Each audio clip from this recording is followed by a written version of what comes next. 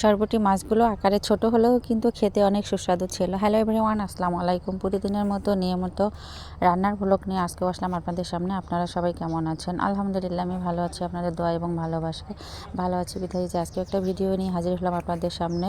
আশা করছি আপনাদের কাছে ভিডিওটি ভালো লাগবে। তো চিন্তা করছিলাম আজকে কী রান্না করব এমন একটা অবস্থা। তো যাই হোক, পুকুরে মাছ ছিল, কিন্তু মেরে দেবে কি এরকম কাউকেই পাচ্ছিলাম না। তো এই পাশে এসে মাদ্রাসার কয়েকটি ছেলেকে ডেকে নিয়ে বললাম। তো যাই হোক, আমার কথাটা বলা মাত্রই শুনলো, ভালো হোক ওদের। তো ওরা ওদেরকে আমি বড়শি নিয়ে এসে দিলাম, বড়শি দিয়ে আলহামদুলিল্লাহ কয়েকটি মাছ আমাকে পুকুর থেকে উঠিয়ে দিল। তো এখানে যে কয়েকটা মাছ দেখতে পাচ্ছেন, এর বাইরে আরও কয়েকটা মাছ ছিল। তো ওগুলো ছোট ছিল বিধায় ওগুলোকে ছেড়ে দিয়েছি। তো টাটকা পুকুরের মাছের মজাটাই কিন্তু আলাদা, আসলে ছোট হোক আর যাই হোক না কেন।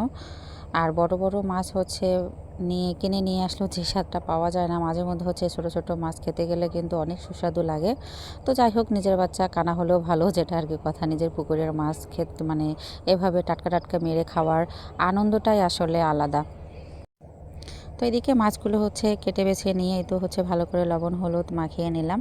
নিয়ে একটি কড়াই বসিয়ে দিয়ে কড়াইয়ে তেল দিলাম। তেলটি ভালোভাবে গরম করে নিয়ে এই তো মাছগুলোকে এপিট এপিট করে ভেজে নিলাম। এবার কুচি করে কেটে রাখা পেঁয়াজগুলো আমি ওর মাছের মধ্যে দিয়ে দিলাম। মাছের সঙ্গে এগুলো লাল লাল করে ভেজে নেব। নিয়ে তো ভাজা হয়ে গেলে আমি মাছগুলোকে উঠিয়ে ফেললাম।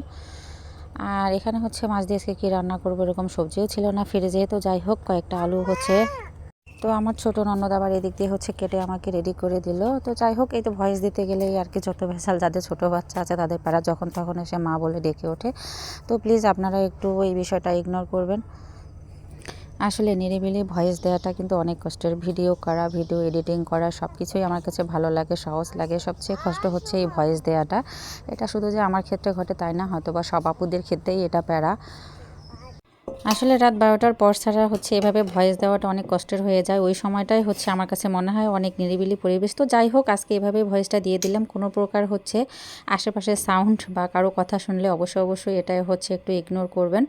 তো যাই হোক, এদিকে আলুগুলো দিয়ে ভালোভাবে কষিয়ে নিলাম। এখানে পরিমাণ মতো লবণ, হলুদের গুঁড়া আর মরিচ বাটা, আর সঙ্গে একটু সরিষা বাটাও দিয়ে দিলাম। এবার আলুগুলোকে ভালোভাবে কষিয়ে নিলাম। কিছুক্ষণ কষিয়ে নেওয়ার পর অল্প পরিমাণে একটু পানি দিয়েছি, দিয়ে ঢাকনা দিয়ে একটু সিদ্ধ করে নিয়েছি। তো কিছুক্ষণ চাল করার পর যখন আলুগুলো সিদ্ধ হয়ে গিয়েছে, তখন আবার ঢাকনাটি উঠিয়ে আমি একটু কষিয়ে নিয়েছি। আলুগুলো কষিয়ে নেওয়ার পর দেন এই তো আমি ঝোলের পানি দিয়ে দিয়েছি। এই পানিটাতে আমি ঝোল রেখে দেবো। এরপর আমি ভেজে রাখা মাছগুলোর মধ্যে দিয়ে কুচি করে কেটে রাখা ধনিয়া পাতাগুলো দিয়ে দিলাম। আজকের রান্নাটি আমার এ পর্যন্ত। আপনাদের কাছে কেমন লাগলো অবশ্যই একটু লাইক কমেন্টস করে জানাবেন। আর বেশি ভালো লাগলে একটু আমার চ্যানেলটা সাবস্ক্রাইব করবেন। সবাই ভালো থাকবেন, সুস্থ থাকবেন। আল্লাহ হাফেজ, শুভরাত্রি।